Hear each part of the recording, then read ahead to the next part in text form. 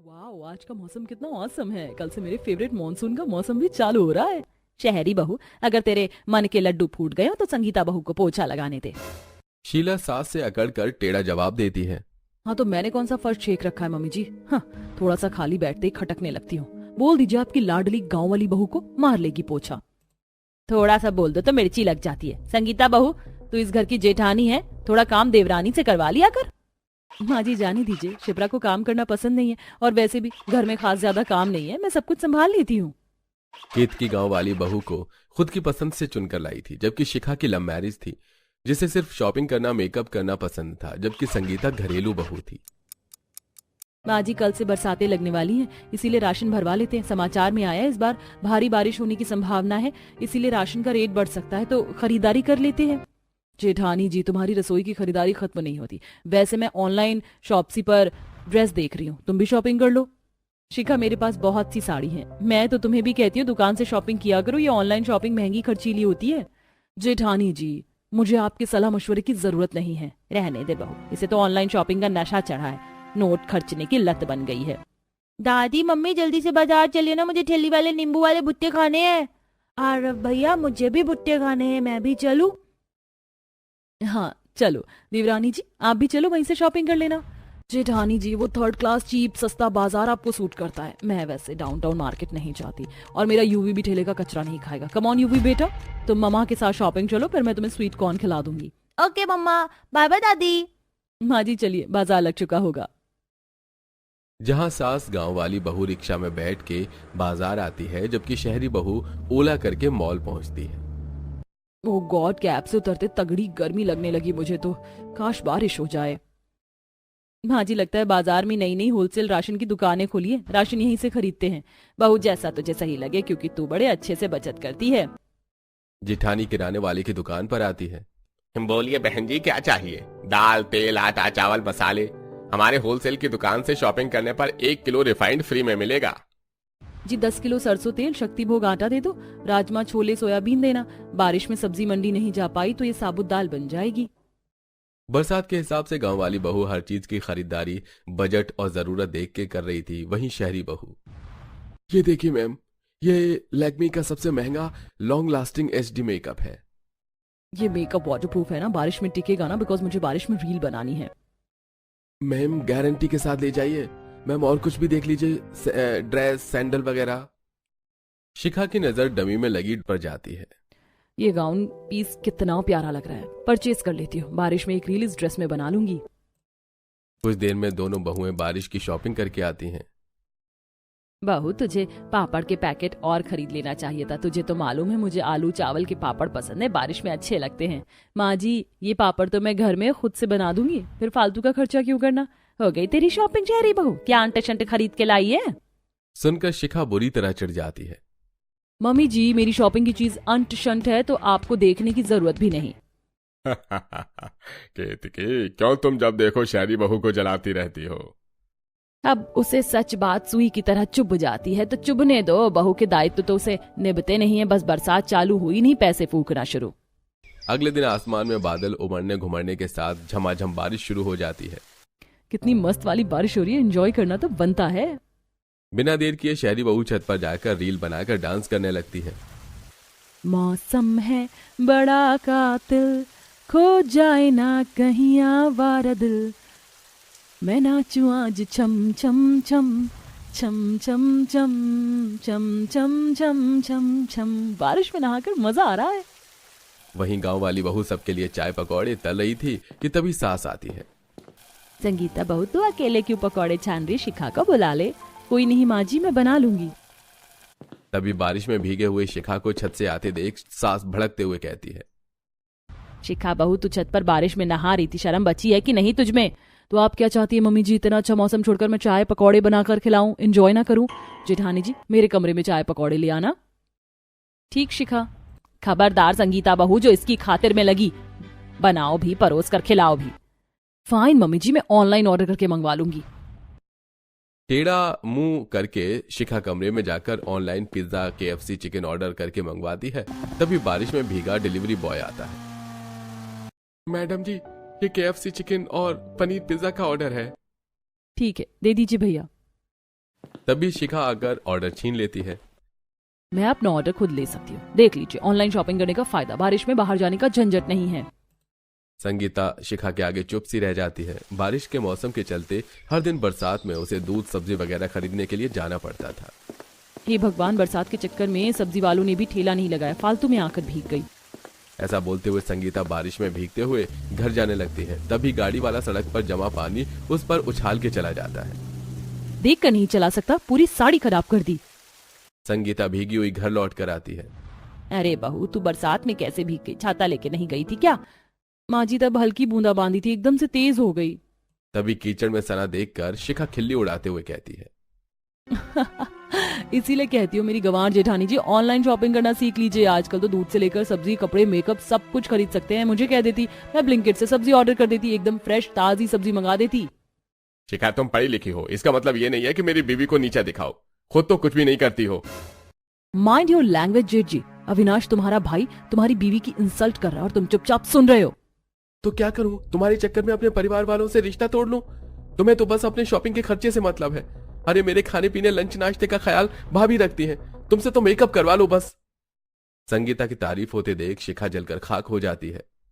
Avinash, this is too much. तुम्हें क्या लगता है मैं तुम्हें खाना बनाकर नहीं खिला सकती? आज से मैं अपने बेटे और पति का खाना खुद बनाऊंगी। अच्छी बात है, कम से कम संगीता बहू पर से थोड़ा भार तो कम होगा। शिखा बारिश में रसोई में खाना बनाती है, मगर हर बार खाना जला देती है। तभी युवी चिढ़कर, मम्मी मेरा पराठा कब बनेगा, भूख लगी है। बस युवी बेटा बनने वाला है। हे भगवान, ये पराठा बनाना पापड़ बेलने जितना मुश्किल है, लगता है मुझे खाना बनाने की प्रैक्टिस करनी पड़ेगी। थक कर शिखा ऑनलाइन खाना ऑर्डर करती है। बस 10 मिनट युवी, फिर हम दाल मखनी तंदूरी रोटी खाएंगे। बारिश के खाने की डिलीवरी कैंसिल हो जाती है और कुछ देर बाद, भैया मैंने कितनी देर पहले का दाल मखनी तंदूरी रोटी ऑर्डर दे रखा है, अभी तक आया नहीं। मैडम जी, बारिश के चलते सड़कें जाम हो रखी हैं, आना पॉसिबल नहीं है। यह कहकर डिलीवरी वाला बॉय फोन काट देता है। जहां गांव वाली बहू, सास, ससुर, बाल बच्चे, पति सब बारिश में अच्छा अच्छा खाना खाकर एंजॉय कर रहे थे, वहीं दोनों के मुंह से लार टपक रही थी। मम्मी मैं तो जा रहा हूँ ताई जी के घर में खाना खाने के लिए, चलो। भूख तो मुझे भी बहुत तेज लग रही है, लेकिन जाकर खाना मांगूंगी तो भारी बेइज्जती हो जाएगी। आजा मेरी शहरी बहू, आकर खा ले, तेरा भी खाना बना रखा है संगीता बहू ने। शिखा फट से कुर्सी खींचकर बैठकर हबड़ खबड़ कर खाने लगती है।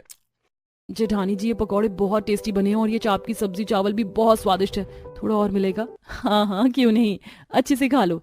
जेठानी जी मुझे माफ कर दीजिए, मैं हमेशा शॉपिंग और मेकअप करने में लगी रहती थी, ना तो मुझे घर संभालने आता और ना ही खाना बनाना। आप मुझे सिखाएंगे? क्यों नहीं देवरानी जी। अब गांव वाली बहू शहरी बहू को खाना बनाना और संस्कारी बहू के तौर तरीके सिखाती है। वहीं शहरी बहू गांव वाली को ऑनलाइन कपड़े से लेकर ग्रोसरी की शॉपिंग करना सिखाती है। खुले में फंक्शन था, ऐसे में अचानक से तूफान आ गया और बारिश भी आने लगी। अरे नहीं, जिसका डर था वही हुआ। चलिए जल्दी जल्दी से सामान को संगवाते हैं। रिधिमा जल्दी से माधुरी के साथ लगी और वो सभी मिलकर सामान वगैरह को संवारने लगी। तो वहीं दूसरी तरफ लारा ने इस समय हाथ नहीं बटाया और वो बारिश में भीगने को भाग गई और खूब अपनी जुल्फों को हिलाते और गाते हुए वो बारिश में सभी का ध्यान अपनी तरफ को आकर्षित करने लगी। बरसो रे मेघा मेघा बरसो रे मेघा मेघा बरसो रे मेघा बरसो, हाँ बरसो रे मेघा मेघा बरसो रे मेघा मेघा बरसो रे मेघा बरसो, कोसा है बारिश का बोसा है। रिधिमा ऐसे ही गाती और नाचती रही और गांव के लोग उसे देखकर बातें बनाने लगे। वहीं पर माधुरी और लोकेश भी थे जो शर्म से पानी पानी हो रहे थे। लेकिन वो आखिर इतनी शर्मिंदगी किस बात की महसूस कर रहे थे? क्या लारा से उनका कोई रिश्ता था या कुछ और? वहां चल क्या रहा था? इन सारे सवालों के जवाब जानने को चलिए कहानी में थोड़ा पीछे चलते हैं।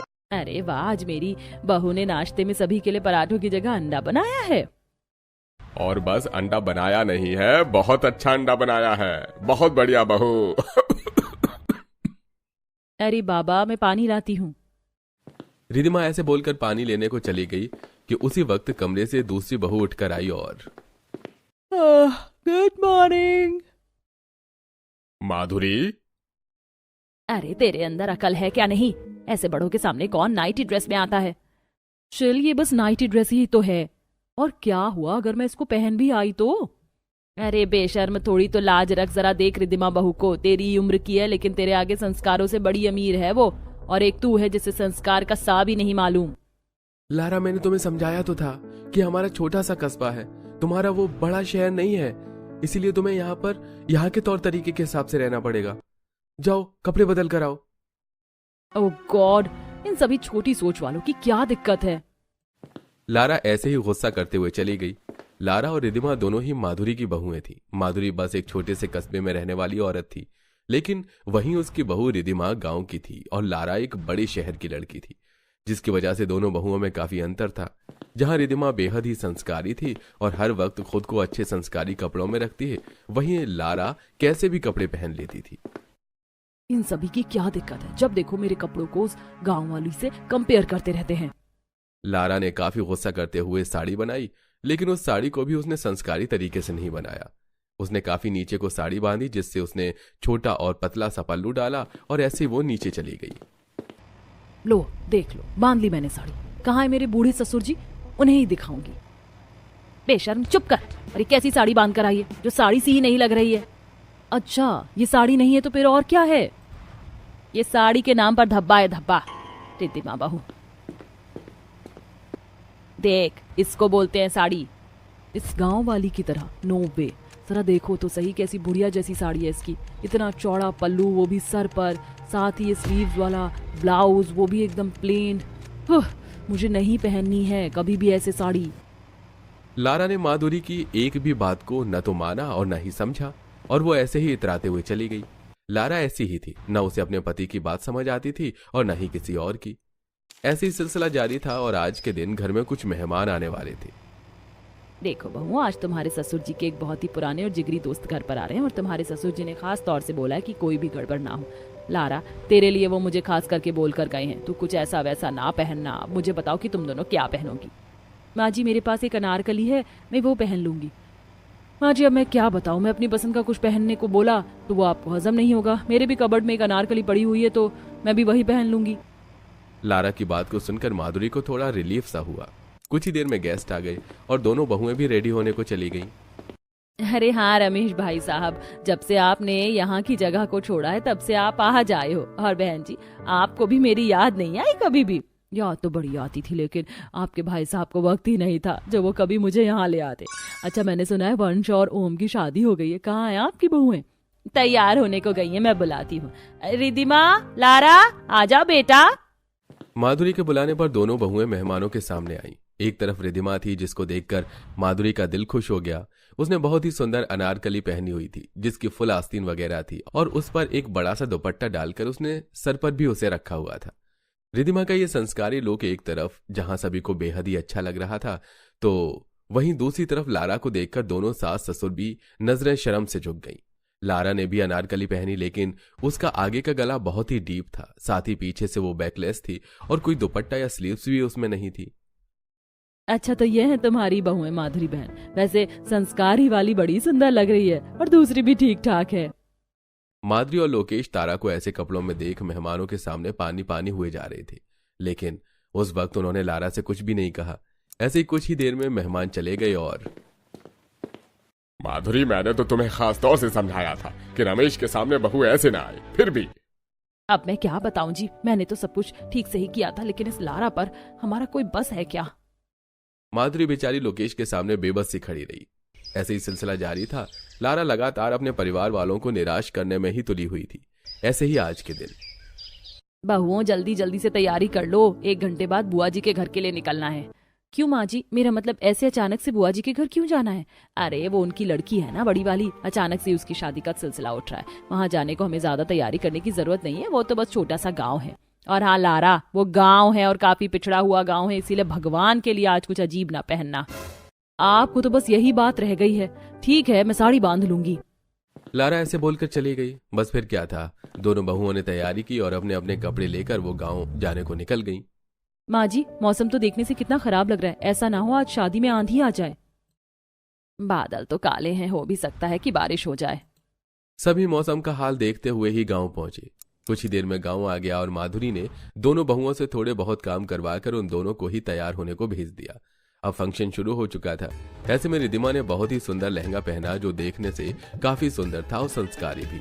वहीं लारा ने आज भी बहुत ही मॉडर्न साड़ी बांधी और दोनों बहुएं फंक्शन में आ गईं। माधुरी भाभी, ये रिद्धिमा तो बहुत ही सुंदर लग रही है, लेकिन लारा क्या बवाल सा पहन कर आई है। इसकी साड़ी तो देखो, हीरोइन भी शर्मा जाए। अब मैं क्या ही करूं दीदी, लारा पर मेरा बस नहीं चलता। पहनने तो जो भी उसे पहनना है, लोग देखकर इसे ही तो बुरा भला बोलेंगे। माधुरी की बात को सुनकर बुआ सास सब कुछ समझ गई। एक छोटे से पिछड़े हुए गांव के हिसाब से लारा का लुक बेहद ही मॉडर्न था, जो देखने से सभी को बेशर्मी से ज्यादा कुछ नहीं लग रहा था। सारी गांव की औरतें लारा को देखकर बातें बनाने लगी। अरे देखो तो सही जरा, इसको कैसे बन रही है, जैसे सबसे खूबसूरत यही लग रही, छिपकली जैसी कमर वाली। लोगों का शर्म भी तो नहीं आती। इसी घर की दूसरी बहू देखो तो कितनी सुंदर संस्कारी है, और एक तरफ ये है। सभी लोग ऐसे ही बातें बनाने लगे, जिन्हें सुनकर लारा तो बेफिक्र थी, लेकिन माधुरी और लोकेश की नजरें नीची थी। ऐसे ही सब चल रहा था कि तभी बहुत ही जोरों से बिजली चमकी। खुले में फंक्शन था, ऐसे में अचानक से तूफान आ गया और बारिश भी आने लगी। अरे नहीं, जिसका डर था वही हुआ। चलिए जल्दी जल्दी से सामान को संगवाते हैं, नहीं तो इस तूफान में सब कुछ बेकार हो जाएगा। रिद्धिमा जल्दी से माधुरी और अपनी बुआ सास के साथ लगी और वो सभी मिलकर सामान वगैरह को संभालने लगे। तो वहीं रिद्धिमा ऐसे ही गाती और नाचती रही और गांव के लोग उसे देखकर बातें बनाने लगे। वहीं पर माधुरी और लोकेश भी थे, जो शर्म से पानी पानी हो रहे थे। कुछ देर के बाद जब बारिश रुकी तो लारा की ये ड्रामे खत्म हुए और ओह गॉड, कितनी अच्छी बारिश थी। आप लोग क्यों नहीं आए बारिश में नहाने? बेवकूफ, तूने आज साबित कर दिया कि तू पागल है, पागल। मुझे क्यों मारा? आवाज नीचे। तुझे हर जगह हमारी बदनामी करवाने के सिवा भी कुछ आता है, या यही सब सीखा है तूने? बोल। सभी के सामने माधुरी और लोकेश ने लारा को मारा, जिसके बाद रिद्धिमा ने उसकी तरफदारी की और माँ जी, बाबा बस कीजिए। अगर लारा ने ऐसा कुछ किया तो वो जानबूझकर नहीं था।